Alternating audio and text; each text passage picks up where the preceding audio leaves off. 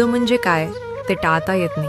आपण केलेली कर्म ही कधी ना कधी भोगावीच लागतात, त्यातून सुटका नाही. म्हणूनच असं झालं नसतं तर बरं झालं असतं, असं केलं असतं तर आयुष्य बदललं असतं, हे सगळं विसरून जा.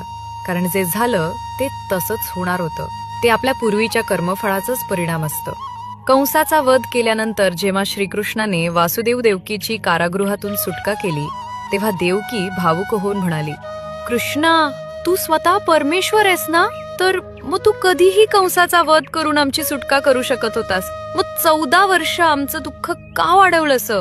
यावर श्रीकृष्ण हसून म्हणाले, माते, गेल्या जन्मी तू मला 14 वर्ष वनवासात का पाठवलं होतंस? देवकी चकित झाली. ती म्हणाली, मी तुला वनवासात कधी पाठवलं? हे काय बोलतोयस?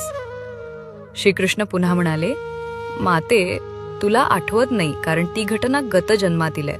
त्या जन्मी तू कैकई होतीस आणि तुझ्याच इच्छेमुळे मला 14 वर्ष वनवासाला जावं लागलं होतं.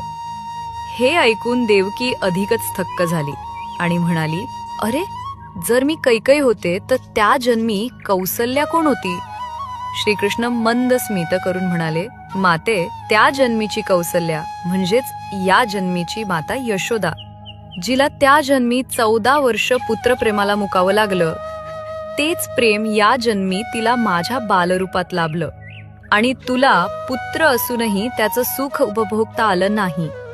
श्रीकृष्ण पुढे म्हणाले, माते, प्रत्येकाला आपल्या गतजन्मीच्या कर्मांची फळं भोगावीच लागतात. त्यातून देवदेवता देखील सुटू शकत नाहीत. मग आपण सामान्य माणसं काय? आपल्याला भोग आहे तो भोगून संपवणंच योग्य, कारण त्याशिवाय दुसरा मार्ग नाही. गतजन्मातील पाप ही भोग रूपानं समोर येतात आणि ती भोगल्याशिवाय नाहीशी होत नाहीत. कृष्ण वंदे जगद्गुरुम.